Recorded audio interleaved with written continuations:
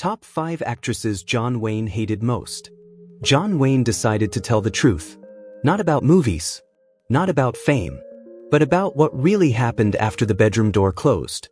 Behind more than 170 films, America's toughest cowboy carried one secret disappointment: the women everyone else worshipped.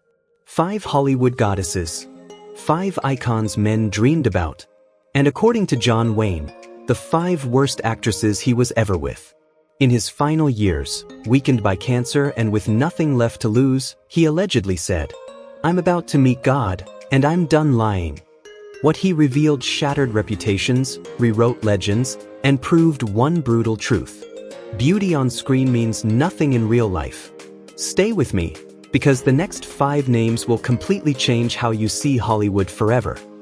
Marlene Dietrich, the goddess who never showed up. In the winter of 1979, John Wayne sat alone in a quiet beach house in Newport Beach. The ocean outside moved slowly, endlessly, like time itself, reminding him there wasn't much left. His body was failing.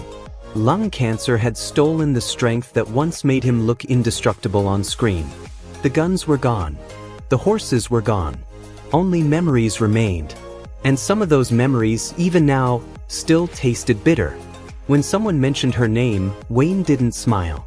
Marlene Dietrich. To the world, she was perfection incarnate. So elegant, untouchable. A goddess sculpted in silk and shadow, worshipped by millions, desired by generations. But to John Wayne, she was something else entirely. He first met her in 1940, when he was still climbing, still rough around the edges, a cowboy learning how to survive Hollywood. She, on the other hand, had already arrived. A star so bright men forgot how to breathe when she entered a room. Wayne admitted it freely: he was bewitched. She wasn't just beautiful, she was intimidatingly beautiful. The kind of woman who made you feel chosen just for standing near her. At first, he believed he had found something rare. A woman who embodied desire itself. Someone who would burn just as fiercely behind closed doors as she did under the lights. But the illusion shattered the moment the door closed. Wayne said the silence came first.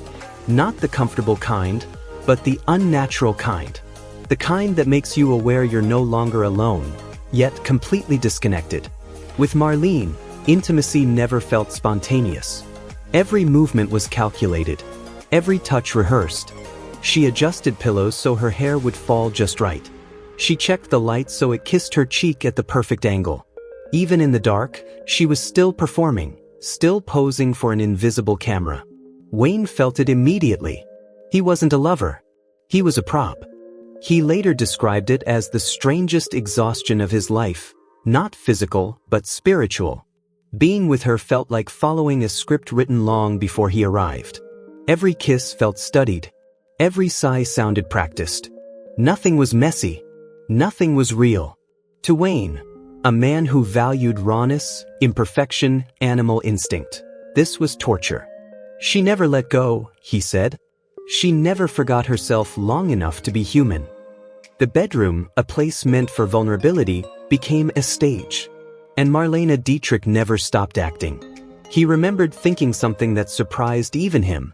"I would rather be with a woman who laughs too loud and leaves her hair a mess, than with a goddess who never shows her soul." What disturbed him most wasn't her beauty, it was her coldness. She controlled every breath, every angle, every second. There was no warmth, no surrender, just precision. Wayne said it felt like eating the most beautifully plated meal in the world, only to discover it had no flavor at all. Perfect on the outside, empty inside. When it was over, he didn't feel fulfilled. He felt drained. Not because she was wild, but because he had to keep up with her performance. He once said something quietly devastating: "Outer beauty fades the moment the lights go out. What remains is who you are when no one is watching." And Marlene, in his eyes, was never truly there. She was always somewhere else, guarding her image, protecting the myth.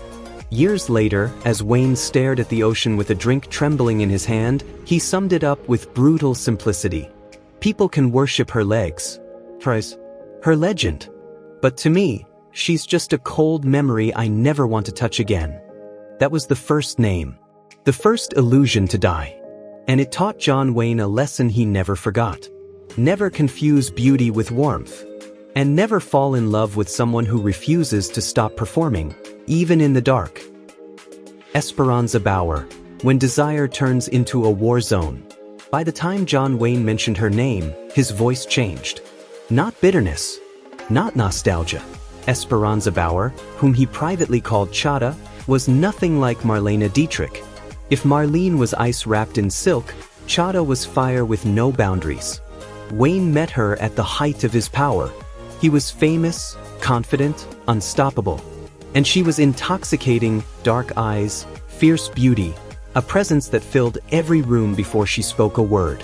She didn't glide like a goddess. She burned. To Wayne, she looked like everything Marlene wasn't. Alive. Emotional. Explosive. He thought marrying her would bring heat, loyalty, passion. Something raw and real after so much Hollywood pretense. He was wrong. At first, the intensity felt thrilling. Arguments ended in reconciliation. Jealousy masqueraded as desire. But slowly, the fire stopped warming him. It started consuming him. Wayne said the bedroom was the first place it became clear something was deeply wrong. What should have been a refuge turned into a battlefield. There were no quiet nights. No softness. No rest. Instead, accusations came without warning. Questions with no right answers. Silence that felt like a loaded weapon. He never knew what version of her he'd meet when he opened the door. Sometimes she clung to him like he was oxygen. Other times, she looked at him like an enemy who had already betrayed her. Wayne described living in constant alertness. Not passion, survival. How do you feel desire? He once said. When you're always scanning the room for what might be thrown next? Jealousy ruled everything. A glance on set. A rumor. A smile taken the wrong way. Each became fuel. The bedroom wasn't about closeness. It was about control. Love wasn't shared. It was used as leverage. Chata didn't want to meet him halfway. She wanted victory. Wayne confessed that even in their most private moments, tension filled the air like smoke. Every touch felt temporary. Every pause felt dangerous. There was no surrender, only dominance and retaliation. The worst part, he said, wasn't the anger. It was the unpredictability. One night, her passion would feel desperate and consuming. The next, it turned cold, weaponized. Affection became punishment. Desire became a trap. And then came the moment that changed everything. Wayne came home late one evening. No argument. No warning. Just a gun in her hand. That image never left him. After that, even silence felt violent. He realized something terrifying. A man can survive many enemies, but not the one who sleeps beside him. Wayne said his body aged faster during those years. Not from work. Not from fame. From constant tension. He slept lighter. Spoke less. Smiled rarely.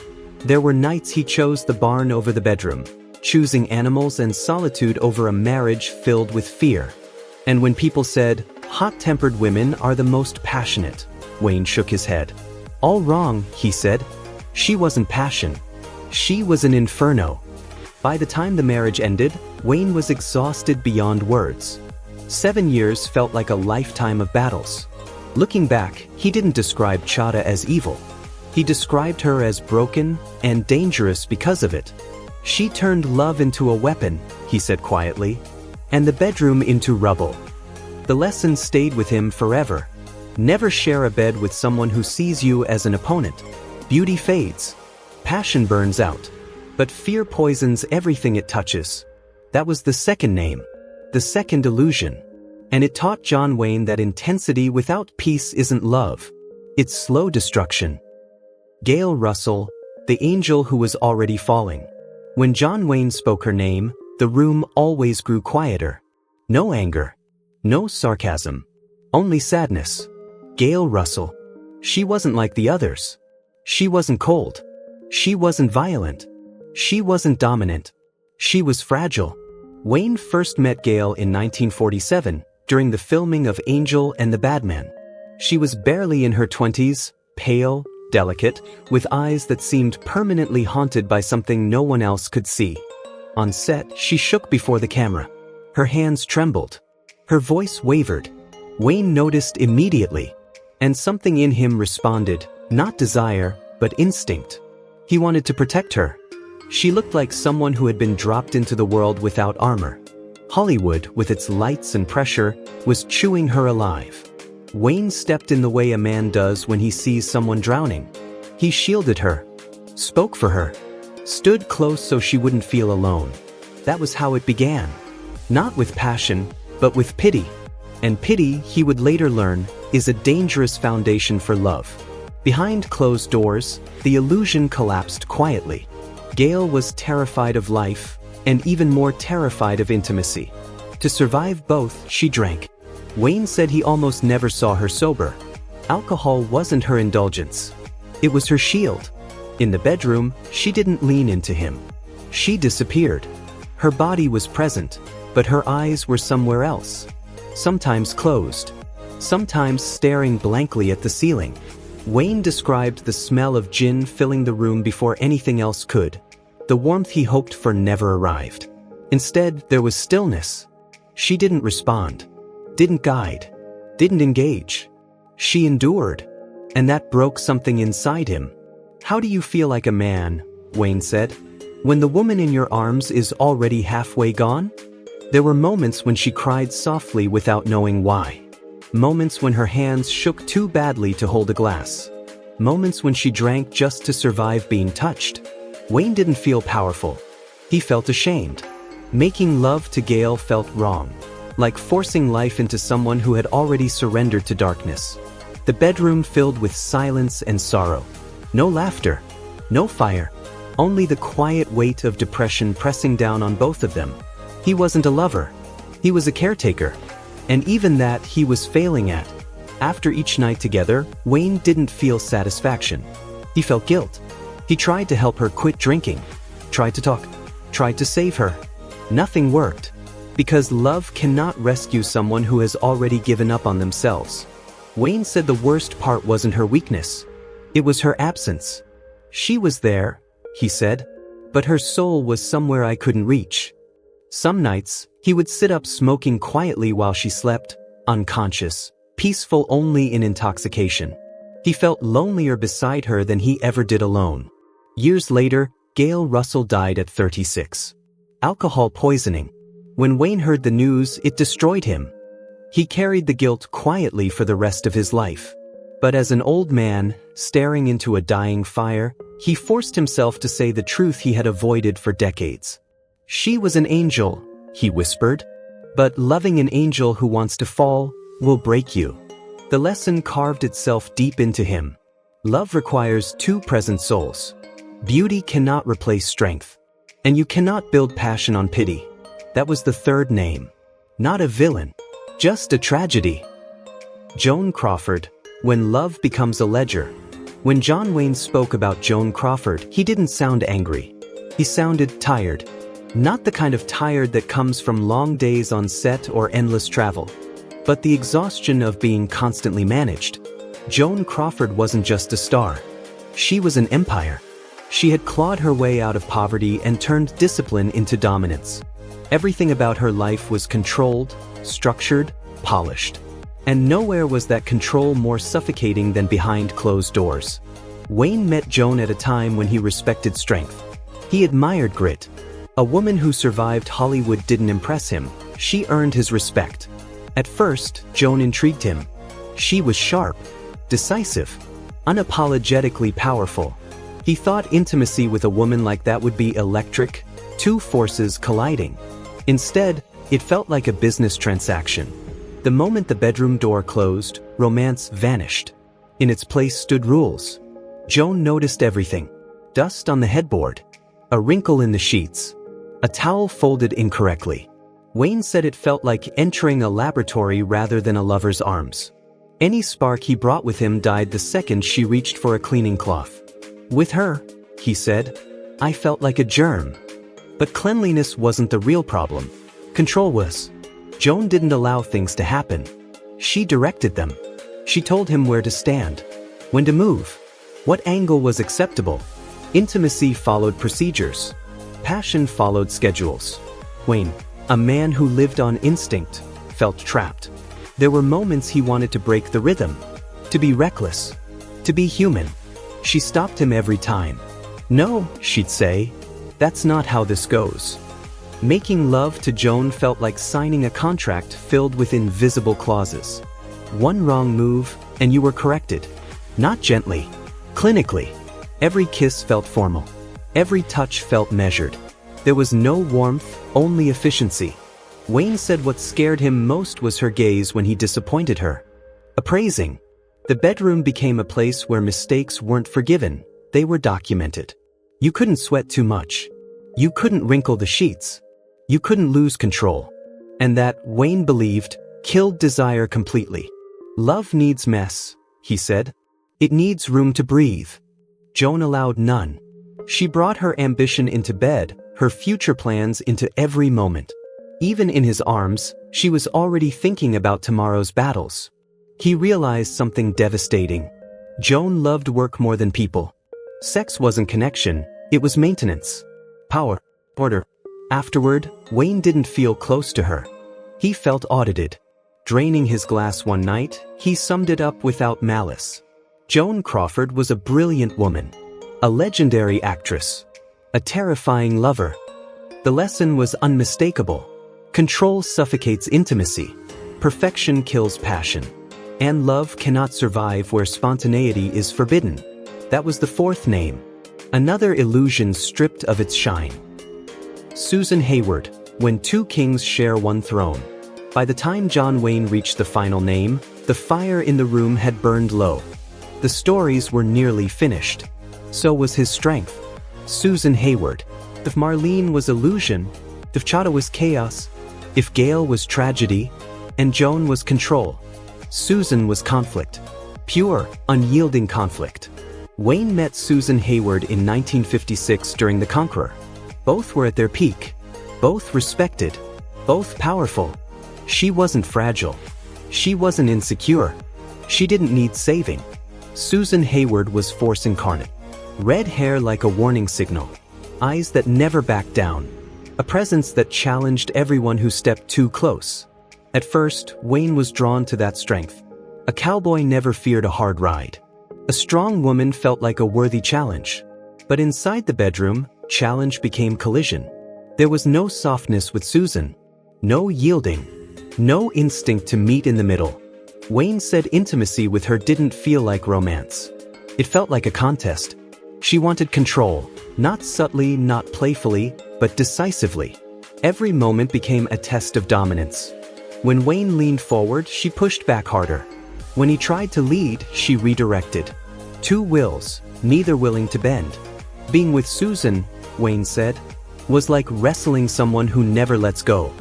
There was no rhythm, no flow, just resistance. What drained him wasn't her passion, it was her refusal to soften. She brought the same ferocity from the set into the bedroom. Wayne needed balance. He needed contrast. Strength meeting gentleness. Fire meeting calm. Susan offered none of it. After long days of filming under brutal heat, Wayne craved rest, closeness without struggle. Susan arrived energized, relentless, always pushing for more intensity. Her passion didn't revive him. It exhausted him. There was never peace, he said. Only another battle. Worse still, there was no emotional surrender. Susan viewed intimacy as another arena to prove herself. Winning mattered more than connecting. Wayne felt himself shrinking, not physically, but emotionally. Every night left him emptier than the last. He realized something that surprised him. Two strong people don't automatically create harmony. Sometimes they destroy it.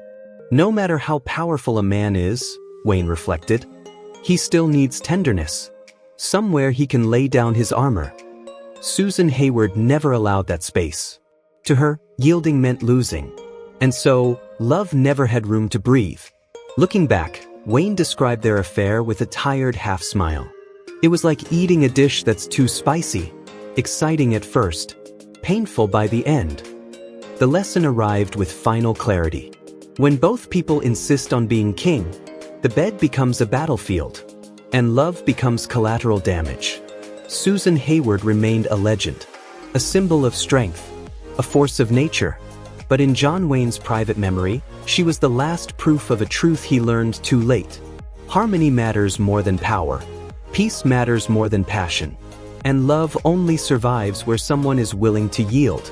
That was the final name, the final illusion. As the fire turned to ash, John Wayne leaned back, closed his eyes, and understood what had escaped him his entire life. Not beauty, not fame, not dominance, but peace. 5 women, 5 legends, 5 illusions that collapsed when the door closed. They had beauty, they had power, they had fame the world worshipped. But according to John Wayne, none of them gave him the one thing he wanted most. Not perfection, not dominance, not passion that feels like a battle, just someone real. Hollywood sells us fantasies, but behind every legend is a human being craving connection. So here's the real question. Do you still believe beauty guarantees happiness? Or did this story change how you see love and the people you idolize? If this made you think, subscribe for more untold Hollywood stories. And tell us in the comments, was John Wayne telling the truth? Or do you still believe in the magic of the screen?